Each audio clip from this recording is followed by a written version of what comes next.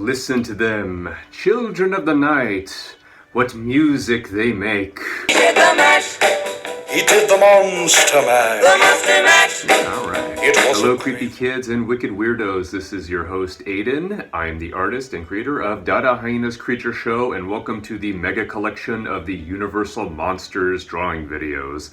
The Universal Monsters are still the most famous and the most influential horror movies of all time. These are all of the Universal Monsters drawing videos I've done up until this point. I am aware that there's other creatures from their menagerie that I haven't gotten around to yet, and if you'd like to see some of them drawn, please feel free to join us on Scapula Comics on Patreon, where you can vote on some of your favorite choices. Let us now proceed with the show, but if you don't wish to subject your nerves to such a shock, now's your last chance to, well, we warned you.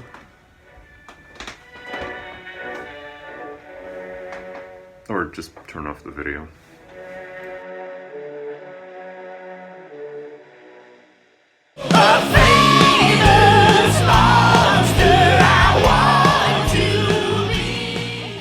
Hello everyone, and welcome to Dada Hyena's Creature Show. I'm your ghostly host Aidan, and this is where I present to you my art of classic monsters and horror icons. This is my first drawing video in the series, so let's start with the very first movie monster I ever saw, the creature from the Black Lagoon. Incidentally, this video is sped up because life is short, and if you were to hear me draw in real time, it would just be sounds of me getting coffee, going to the bathroom, muttering to myself, and so on.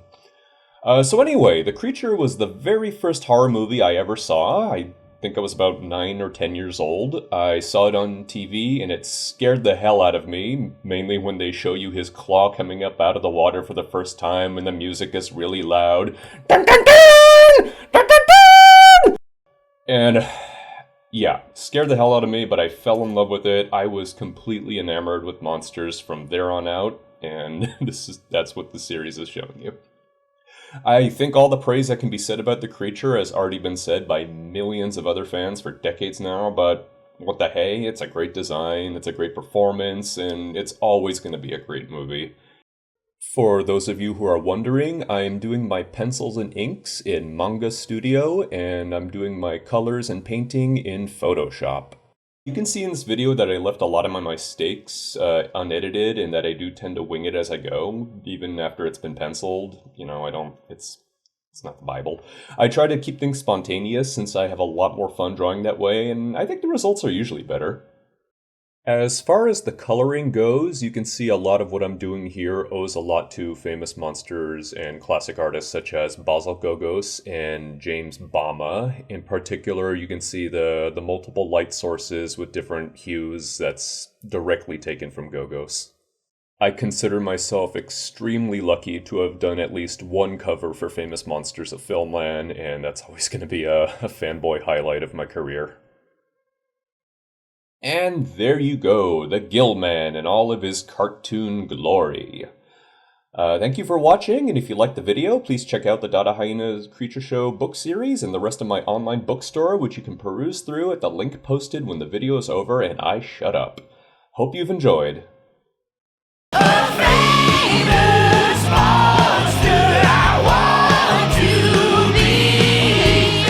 Hello, monster kids. I'm just doing another off-the-cuff commentary today, no essay. First of all, I wanted to thank everyone who's been watching these videos. I started doing these earlier this year when quarantine began. It's been a very rough year for everyone, but I'm glad I had the chance to try out new things, including doing these drawing videos. Thank you so very much for supporting me in my art. A very special thanks to my Patreon backers who have supported me all these months. For those of you guys who don't know, Patreon backers get to help vote for which monsters appear in these videos.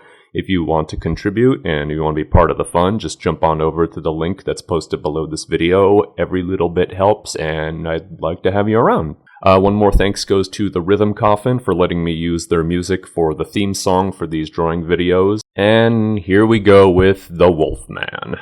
Choosing my favorite monster or monster movie is like pulling teeth. You know, a lot of us hardcore fanboys just can't do it. There's too many options. But The Wolfman, both the monster and the movie, is one of the absolute top contenders. It's a great story, it's a great film. Starting off with the monster himself, I like the Wolfman's design a lot. Other people design werewolves, they usually prefer them to be more animal-like and to actually look like a wolf just walking on 2 feet, and that's totally fine, that's a great design too. But I do like that the Wolfman is humanoid. It has a lot of the emotional attachment to it for the character. So, of course, with the Wolfman, you gotta talk about the man underneath the fur, who is Creighton Tall Cheney, better known to the world as Lon Chaney Jr. I think he's actually my favorite of the classic horror movie actors. And that sounds odd to a lot of people because, a lot of critics have been very, very dismissive of Chaney Jr. Because in terms of, actual thespian skills and whatnot, no, he wasn't nearly as good as the likes of, Boris Karloff or Vincent Price or Christopher Lee or any of those other guys. And of course, the number one person who Chaney Jr. is always endlessly compared to unfairly is his father, Lon Chaney Sr. And every single time people compare the two of them, of course, poor Chaney Jr. ends up getting slighted. The fact of the matter is, I think people who do nothing but compare Chaney Jr. to other actors are missing a lot of what he brought to the table himself. And the strength to me for the Wolfman and Larry Talbot is the everyman quality that he had. Lon Chaney Jr. feels so much like a guy you could relate to, or even a guy you know in your life. Maybe he's that uncle or that grandpa you know who's always telling the bad jokes and those stories that go nowhere, but you're always happy to see him because he's got this big smile on his face. Maybe he's that buddy of yours in college who drank too much and got into fights, but you knew that he was always happy to see you, and if you were ever having a problem, he would drop everything he was doing and come and help you out. Chaney Jr. had a very troubled life, again, due to the endless comparisons to his father and a lot of personal problems too, but he seemed like a very good guy, and a lot of that good guy quality shines through with Larry Talbot, which is why you connect to him so quickly. I'm sure somebody like, Boris Karloff or Bela Lugosi would have done fine with the role of Larry Talbot, but they wouldn't have had that everyman connection that Chaney Jr. brought to the character and really made him so powerful in the end. When he suffers, you feel for him every step of the way. So to you, Lon Chaney Jr., us monster kids, we keep your memory alive. We are so very grateful for everything you did and for all of the pathos and the heart and soul you put into the role of Larry Talbot and so many other the classic monsters. And rest assured, you're always going to have a great fan base with us.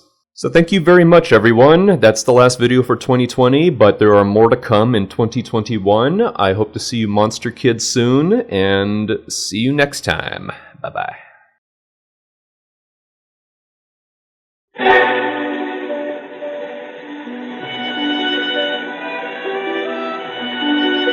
Hello, creepy kids. Today we have two special guest speakers, Robert Leininger and Inthia Seabrooks from the horror movie podcast Pods and Monsters, who will be giving their thoughts on Dracula over my drawing. Please stay tuned until the end of the video for more info on their podcast series, or just click the link posted below this video. Take it away, Robert and Inthia. Hello, everyone. My name is Robert, and this is Inthia, and we're from Pods and Monsters. Yes, we are a horror movie podcast that specializes in Universal monster movies, and we have been asked to talk a little bit about Dracula and Bela Lugosi. Dracula was the first talking Universal horror movie, and I love the movie. It's a little stagey, but I do love it. Mm-hmm. How do you feel about it, Inthia? Oh, I think it's a wonderful picture. It is a little stagey, but I like it. It's good. It's got some moments that I really, really enjoy, and there are some actors that I've grown to love. Yeah, the acting performances by Bela Lugosi and Dwight Frye are what make this movie very memorable. Especially Bela Lugosi. He became the iconic Dracula, and he played the role for years on the stage. It was a difficult road for him to get the part in the movie. But he eventually got to play the part, and he did the job incredibly. Everyone imitates Bela Lugosi as Dracula. Dracula and Bela Lugosi are synonymous. Yeah, they very much are. Yep. And the Dracula, it has possibly the greatest opening of any Universal monster movie. Renfield arriving to Castle Dracula, and he appears on the steps, and you hear, "Listen to them, children of the night." Oh, that's what like music. That's a little ways in when you're gonna be real. You mean introduction to Dracula? Yeah, I mean the first 15 minutes of the movie. It's a great setup. Yeah. And then, yes, the introduction of Dracula is very memorable. Yeah, and, Bela Lugosi became a huge star at that point. Bela Lugosi and Boris Karloff became the two big horror stars, and he did a bunch of movies after that, including Murders in the Rue Morgue and White Zombie and Son of Frankenstein, where he played Ygor in my favorite Bela Lugosi performance. Let's bring it back to Dracula. Okay. What's your favorite thing about him? My favorite thing about Dracula is his sense of humor. He does, yes. Yes, Dracula, even though he is evil, menacing, he does have a sense of humor. For instance, when he offers Renfield the wine, and Renfield says, "Well, aren't you drinking?" And Dracula says, "I never drink wine." Mm-hmm. Little pause for Very humor. funny. And then later on in the movie, when they're talking about, is it Mina? And she's been bitten, and they're trying to figure out what vampire could have bitten her. And the maid or the butler introduces Dracula when they're trying to narrow down the suspects. That's right. And Dracula appears. Well, I like Renfield a lot. Yes, Renfield is incredible. Renfield and Dracula, a match made in hell. It's very dramatic. Yes.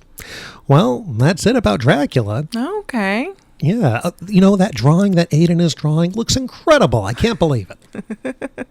Thanks for having us on, Aidan. Yes, thank you. And be sure to catch Pods and Monsters every couple of weeks, wherever you listen to podcasts. Goodbye. Bye, everybody. Bye. Pots and monsters.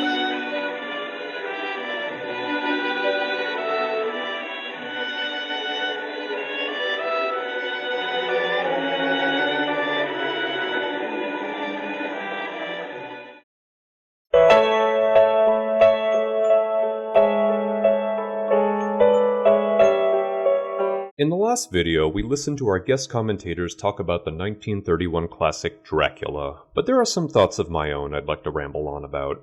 I've decided to revisit the topic by drawing another character from that film, the deranged yet tragic Renfield, as played by Dwight Fry.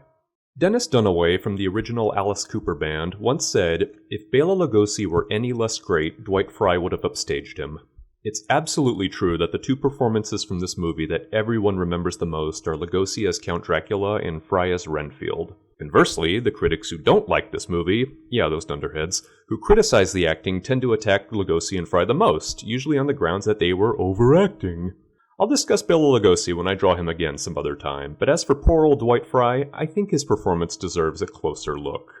Fry's career was forever defined by his roles in two of the biggest horror movies ever, Dracula and Frankenstein. In both films, he plays a ghoulish henchman, someone meant to frighten or disgust the audience, or maybe provide some uneasy laughs. Even though Fritz from Frankenstein was just kind of a dumb jerk, Fry's other role as Renfield shows a much wider range in his acting skills that goes far beyond simply eating spiders and laughing maniacally. I've already drawn Dwight Fry as Renfield several times in the past, and whenever I've drawn him, he always had that big crazy grin that everybody loves so much. This time around, however, I wanted to draw the side of the character that a lot of people overlook, which is just how much he suffers. Renfield is a seemingly insane man who actually is quite aware of how much his mind is changing under the vampire's influence, and how much his newfound addictions are destroying his life and the lives of others. He knows Dracula is pure evil, but also believes he will grant him eternal life, and all the rats he can eat. He's loyally devoted to his master, but still wants to save the innocent life of Mina by warning the people closest to her. You can truly believe that he's fighting for his sanity, but in the end, the powers of evil are too great for those with weak minds.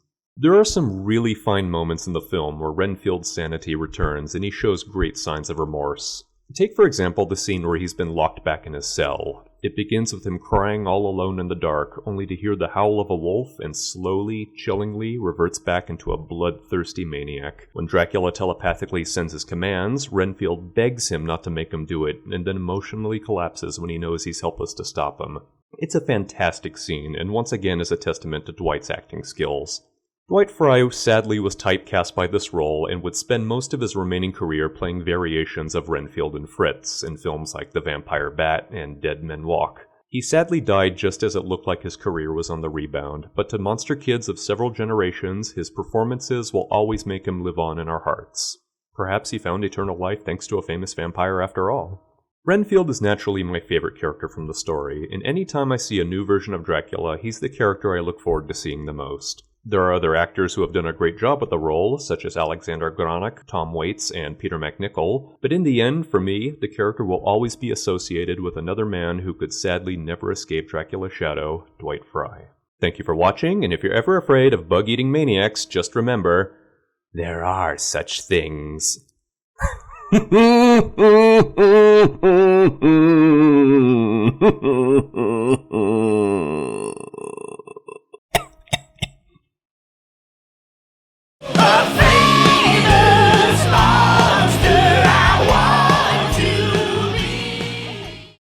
And done. Ta-da!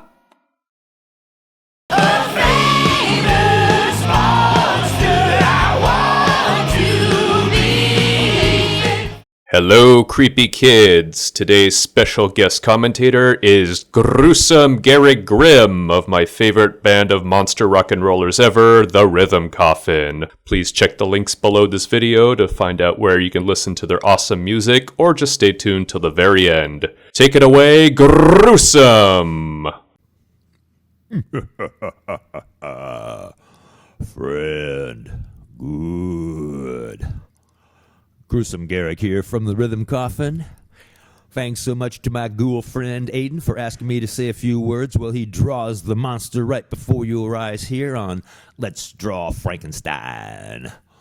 Now, we all know Frankenstein was the doctor and not the monster, but that's completely acceptable in today's world. We're not here to get too technical about things, but we do dig the monster. We dig the Boris Karloff version of the monster the most. I think that's the version that comes to everybody's mind when you hear the word Frankenstein. I know it's the version that comes to my mind. It's my favorite version. It's what I saw first, was the original Frankenstein. And it set the standard for me. So that's just what everything can compared to. There's nothing, and nothing's come, I mean, they've come close, but nothing's topped it. That's just what it is. I mean, the monster is Boris in that suit, looking good, doing his work. I know again, we're not talking about the makeup people, the directors, the ladders. Everybody did a fantastic job out of that movie. But just the monster as it was, as you midget him when you were a kid and just thought, that's real. That's what I like the best. I mean, when I saw Frankenstein, it was almost like a documentary, just seeing it happen. It was like, this is just real. I mean, that's just a monster. It happened. People do these things. So it was really, really just fantastic. I mean, I kind of knew it wasn't real, but it just seemed like if it ever was going to happen, that's how it was going to happen. So made it seem possible. And I wasn't even looking into making monsters yet, but it just seemed like, oh, wow, you can make your own now. So my afternoons were never really boring since. So, and the monster is just, the story is fantastic. I know it varies a little bit from the original. But again, the Universal story is its own, based on, so it fits itself. It's fantastic. I dig the Bride version. Some people get a little picky there with some of the other side stories, but I think it's just great. I mean, the monster is here. He wants to know why he's here. He's looking for love. Some things get in the way. He's got to work it out. Sometimes things don't always work out. And that it's kind of like our song Balladstein. Just when it's our newest song on the way how Frankenstein has affected my life and my band, the Monster Rock and Roll Band. We have a song called Balladstein where it's just, it didn't work out. Frankenstein goes away heartbroken, writes a song, and you can see it and hear it on YouTube, of course. And it's inspired by artwork by Aidan. So you can see that, dig that, with a lot of artwork that you can see from Aidan. You've known that he's done our CDs, T-shirts, merch. Our CD titled Monster on My Back, artwork of Corpse by Aidan, features the monster with our 5 band members ripping out of his back, terrorizing him. So it's a nice play of what most people might think would have been, monkey on my back, where you've had the monster on your back terrorizing you. But no, it's the Rhythm Coffin terrorizing the monster. Another freaky, frightly fun idea by Aidan. I wanted it to be the regular way everybody's thinking of us. I thought, we'll have the monster coming out of my back or the band backs. And he was like, I think I've got a better idea for you. And when he brought out the drawings, I was like, oh yes, that's a much better idea. We're going to go with that. You can see that, as I say, on the cover of the Rhythm Coffin, Monster on My Back. And on our newest CD, The Coffin Creep, Aidan did our first video for the song The Coffin Creep. It's animated. You can check it out. It features the monster dancing with our ghoulie girls doing the song dance version of The Coffin Creep. Again, available on YouTube. You can check it out anytime. Check out the CD cover of that again, done by Aidan, The Coffin Creep. Monster Rock and Roll would not be the same without the monster. Thanks so much for letting me talk to you a little bit about the Monster Rock and Roll Band, and Aidan's fabulous artwork. Hope you all have a ghoul time and hope to scare you at a Monster Rock and Roll party soon. Morgue fun, morgue often to everyone.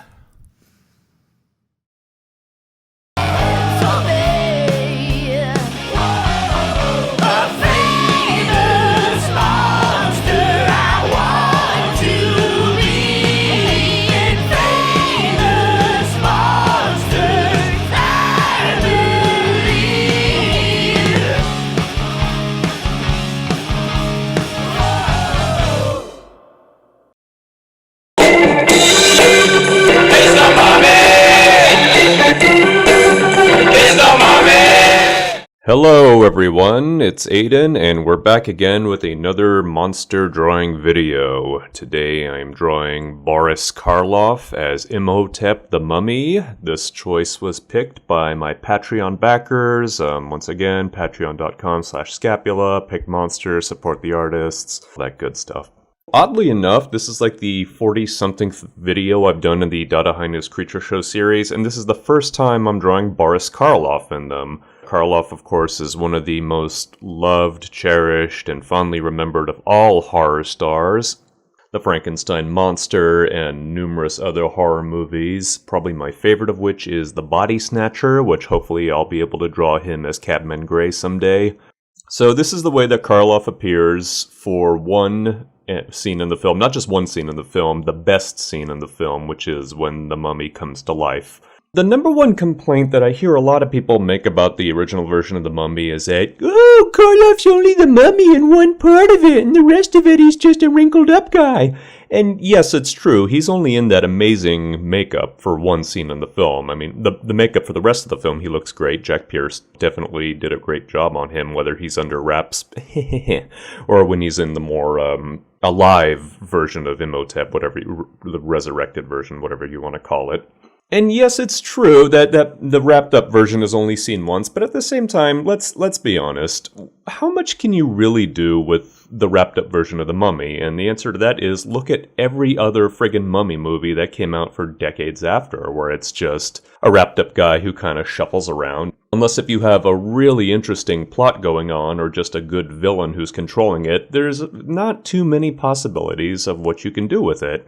Lon Chaney Jr. hated playing the Mummy, not just because going through the makeup process was terrible, but there's also just nothing he was able to do with it. Christopher Lee, same thing. These are both great actors who are just being stuck under tons and tons of makeup and just being told, okay, smash this, pick that person up, try to look scary without emoting while you're doing it. It's gotta be a very difficult role to play, and all the more reason why a lot of the better Mummy movies are usually the ones where they get him out of the bandages soon and start giving him something to do. Which is exactly what the Karloff version does. It's a good movie. Yes, it does use a lot of plot elements from Universal's Dracula, but they work fine. The Universal Mummy movies that followed they're of varying quality. I've already mentioned that Chaney didn't like playing the Mummy, but I will say that the second one, The Mummy's Hand, which I think was Tom Tyler, was playing the Mummy on that one, and that one's pretty good too.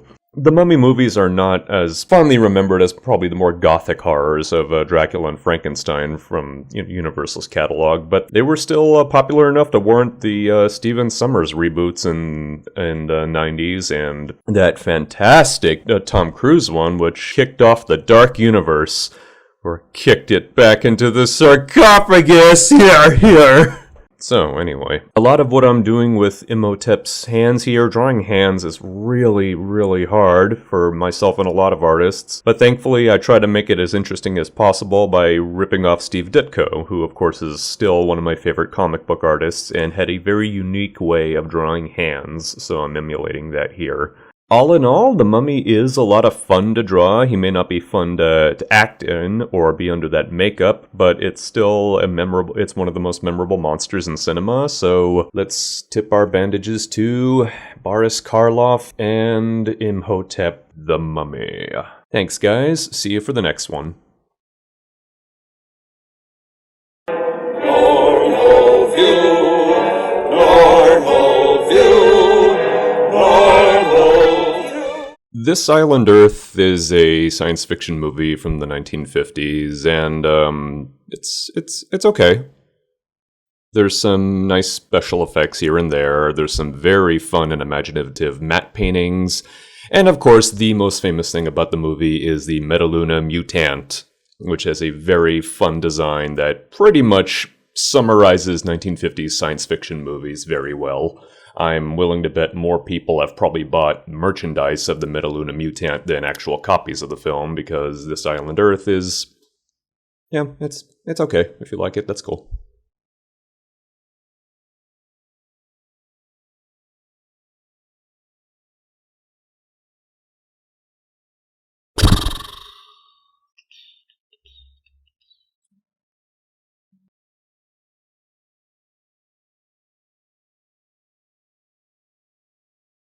So, if it's okay with you, I'm going to talk about Mystery Science Theater now.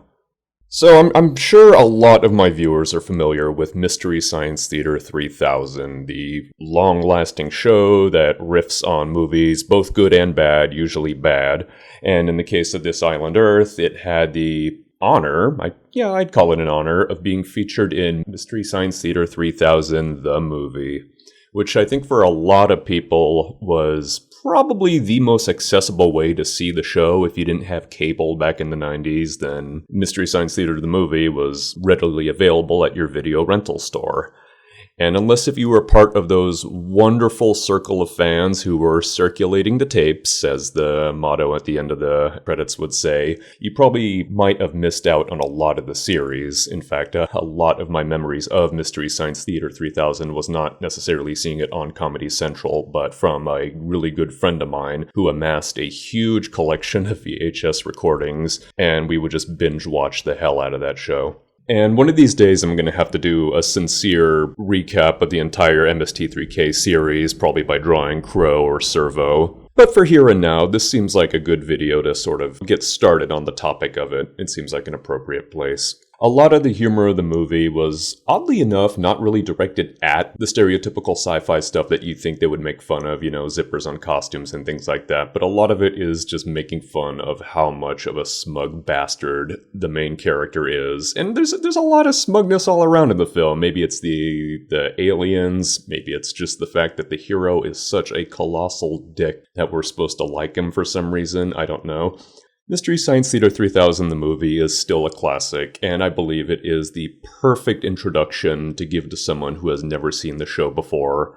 Oddly enough, the movie is actually shorter than an episode of the series, so it's a nice, quick little dose of the long run of MST3K has to offer. If you have a friend of yours that's for some reason not seen the series, has not been part of the circulating tapes, and for some reason has not looked it up on YouTube, where people continue the tradition of sharing these episodes, the movie is a really good place to start. To all of my fellow Misties, I hope you've enjoyed this trip down memory lane. I will be returning to the Satellite of Love and the topic of this wonderful show another time, but for here and now, as always, we've got Movie Sign.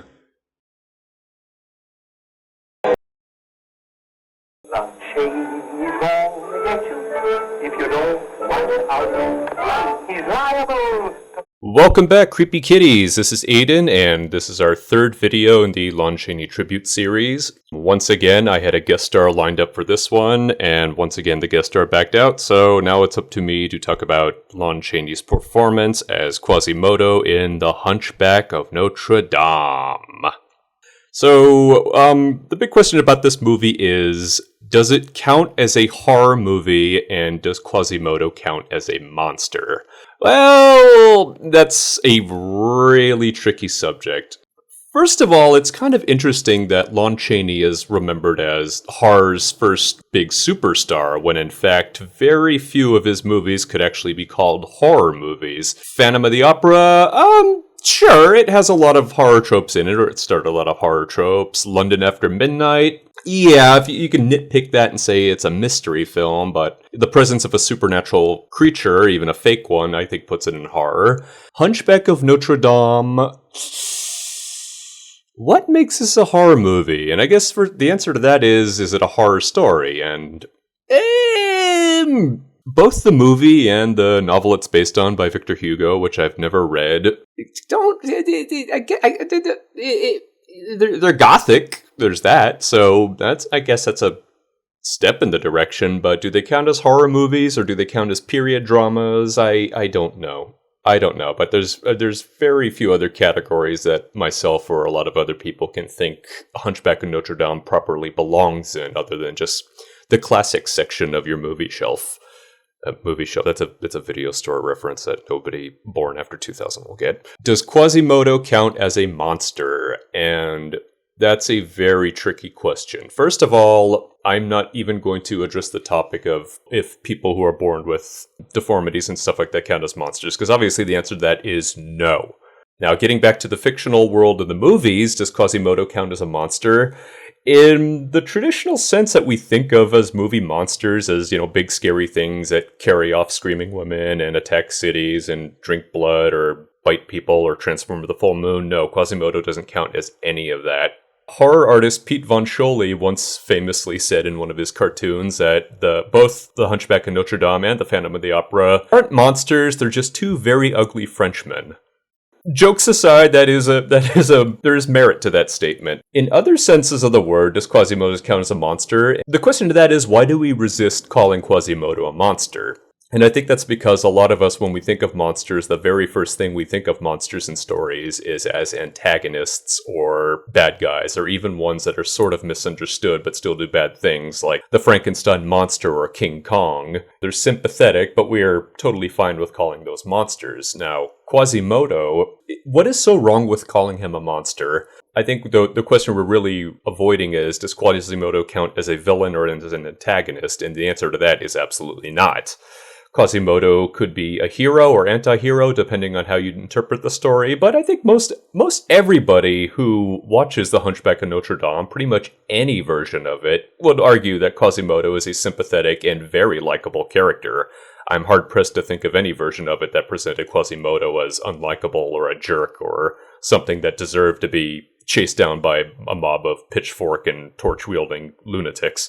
You can think of him as a monster in the good sense, in very much the Guillermo del Toro sense of looking at monsters as beautiful, misunderstood, poetic beings, and that's absolutely viable. I'm positive Del Toro likes Quasimodo and whatever versions of it. There's probably a bunch of it in his Bleak House. It's totally fine to call Quasimodo a monster in that regards, because Quasimodo is unusual. He's only a monster in regards to him being unique and unusual, and someone who is inclined to cause fright at first glance, but once you realize that not only is he a beautiful, poetic human being, but a lot of the things that we mistook about him as being monstrous are just part of his personality, or part of his history, and what he has overcome and worked with, and what has made him the individual that we all know and love, because Quasimodo is very much a lovable individual. There's a reason why the Americanization of Notre Dame of Paris is called The Hunchback of Notre Dame. It's because Quasimodo completely stole the show. He is the most memorable character in that story, and however many of the dozens and dozens of other characters who were in both the novel and the film version that I'm referring to today, not a single one of them, even the ones that come close like Esmeralda, not one of them really ever sticks with you the way that Quasimodo does. So in that regards, I have no idea what my point was, other than Quasimodo is a lovable monster, and we all want to just give him a great big hug. I don't know if my arms could reach around the hump, but you know what, Quasimodo, you're a great guy. Cheney, you did a great job bringing him to life with that makeup. Could not have been easy, but you gave us a wonderful film performance and one of horror cinema's first heroic monsters.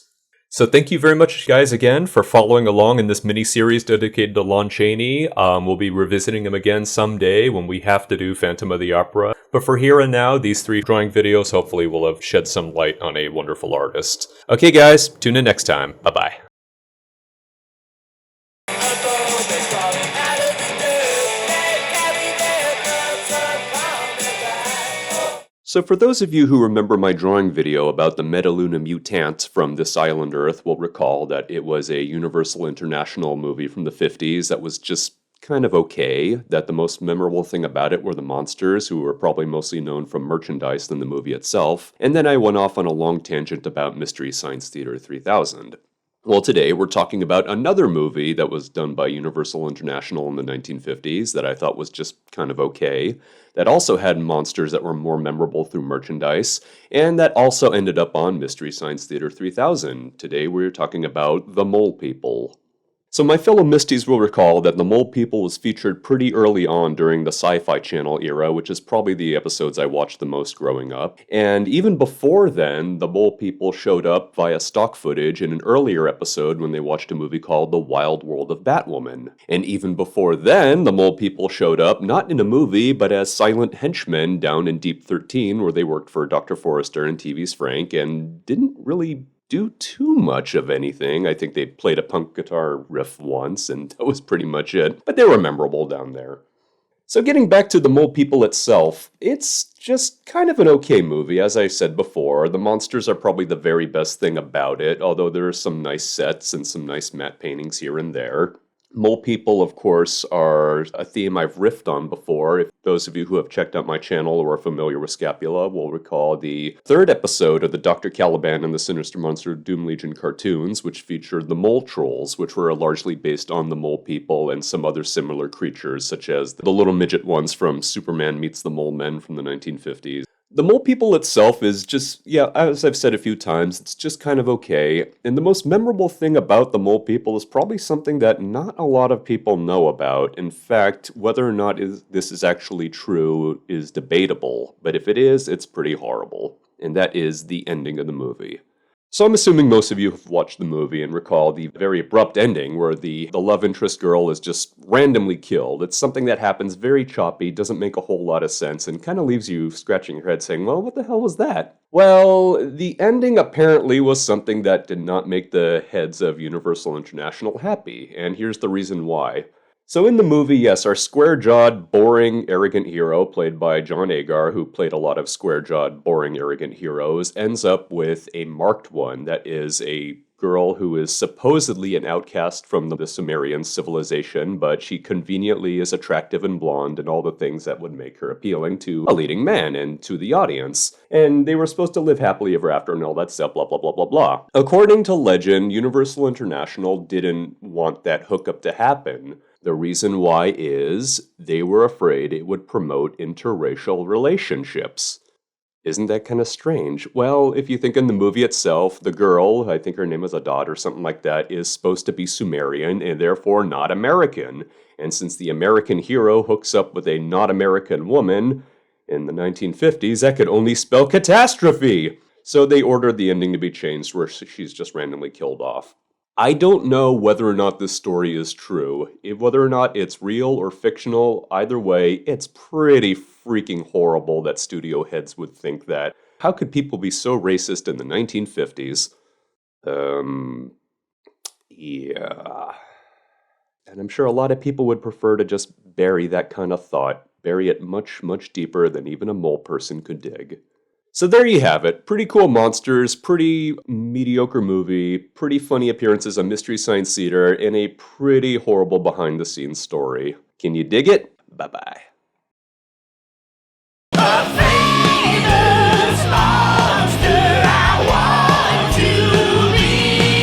So a lot of my longtime viewers know that I try not to be too critical of subject matters with these videos, and I try not to address too many criticisms or engage in fan debates or stuff like that. We try to be nice around here and respect everybody's favorites, because chances are, I'm drawing your favorite sometimes and drawing somebody else's favorite sometimes, and nobody wants to hear their favorites trash talked or whatnot. There is, however, a train of thought that is very common among monster fans or snobby movie critics or general moviegoers that I need to address here. So a lot of people are under the impression that the only Universal Frankenstein films that are any good are the first two, and that only James Whale was capable of making good Frankenstein films. Frankenstein and Bride of Frankenstein are very much critically lauded. They've gone down in history as some of the most influential, famous, popular, money-making horror movies ever, and people love them to death. That's totally fine. But a lot of people then go so far as to dismiss what comes afterwards. There's a train of thought that says all the Frankenstein films that were not directed by James Whale were garbage. There's that quote from the movie Gods and Monsters where I think he says, "I only directed the first two. The ones afterwards were directed by hacks." That's my really bad Magneto voice. Bear with me. And if you're under the impression that only the James Whale ones are any good and that the ones that came afterwards are not, then you're really missing out on a lot of good stuff. There is a film that I personally regard as the very best of the Universal Frankenstein films, and it's the first one that came out after James Whale had left the director's chair, and that is Son of Frankenstein. So Son of Frankenstein does get a lot of criticism, chief among them Karloff's role in it. And yes, of the three Universal Frankenstein films that Karloff did, this probably is not really his weakest performance, I want to say. It gives him the least amount to do, I understand that. Some people argue this was the beginning of just using the monster as an instrument of revenge or mindless destruction, which he did end up becoming in the sequels. That's fair enough. All of those claims are definitely true, but there is so much actually going on beyond the monster itself in Son of Frankenstein that is so fascinating. I wouldn't go so far as to say the monster is just a MacGuffin, but a lot of the real meat and potatoes of the story is going on with better characters around him. First of all, Basil Rathbone's great. He is a very complicated character. He doesn't always do the right thing, but he's also very ambitious and just so driven with what he wants to do, you can't help but follow him along. What's better than Basil Rathbone? Lionel Atwill as the one-armed Inspector Krogh, who definitely leaves an impression on you, especially when he gives that speech about meeting the monster as a child and having an arm torn out by the roots. What's better than Lionel Atwill? Well, the star of our video today, Bela Lugosi, in probably the very best role of his career, the demented Ygor. The character of Ygor has, of course, become very much of a stock trope. Everybody seems to think they know what Ygor is. Ygor is the hunchback assistant of Frankenstein who says, "Yes, master," and digs up bodies and delivers the brain and stuff like that. Everybody knows that. Well, no, they don't. That's not what Ygor is at all. A lot of people, of course, are confusing Ygor with the character of Fritz, played by Dwight Frye, who was also a very brilliant actor, and also another alumni of Universal's Dracula, who was back in the 1931 Frankenstein. I have no idea at what point the two characters crossed paths in people's minds. Maybe it was some random issue of Famous Monsters, maybe it was some critic report, or maybe it was, who knows, any number of Frankenstein parodies that came afterwards, but for some reason, Fritz and Ygor got combined or confused in people's brains, and unfortunately a lot of Ygor, the true Ygor, has been lost to time to a lot of people, except for the most hardcore of monster movie fans. And of course, those fans will know that Ygor is a goddamn good character. He is crafty, he is sneaky, he can be genuinely scary at some times. He's also a very smart character too, even though you initially take him as an idiot just because maybe his mannerisms are kind of comical, his speech patterns are a little weird. He is genuinely nuts, but the more you watch this film unfold, the more you really are impressed with just how devious this character is. He's actually really, really a damn good villain. And of course, Bela Lugosi is completely at the top of his game with this character. There is no trace of Dracula. There's no trace of any of the things everybody seems to think they know about Bela Lugosi with, mad doctors and aristocratic counts and things like that. No, he's just completely buried himself in this character, and it's an amazing performance that really deserves more recognition. Ygor, of course, got one more appearance in the follow-up Ghost of Frankenstein, which is probably a story for another day, the next time I draw Lon Chaney Jr. And after that, well, Ygor lives on in a strange sort of confused stock character, as I said before. The character of Ygor shows up in a lot of places. He's been parodied many, many times. In fact, we'll be seeing one in the next video.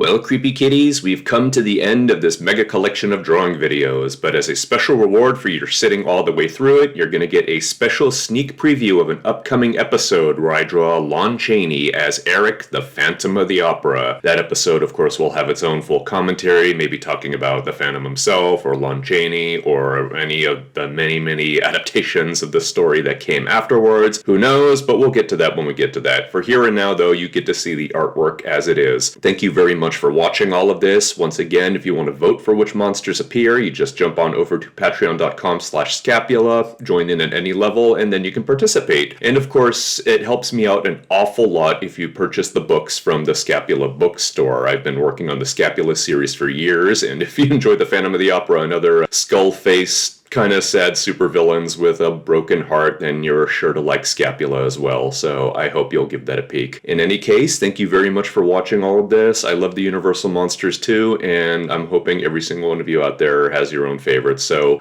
yeah, comment below, like, hit, and subscribe, and all that stuff. I've plugged you guys enough, so enjoy the artwork, enjoy the show. Thank you so very much. And that's our show. Thank you very much for watching, fellow monster kids. We'll catch you the next time. Bye-bye.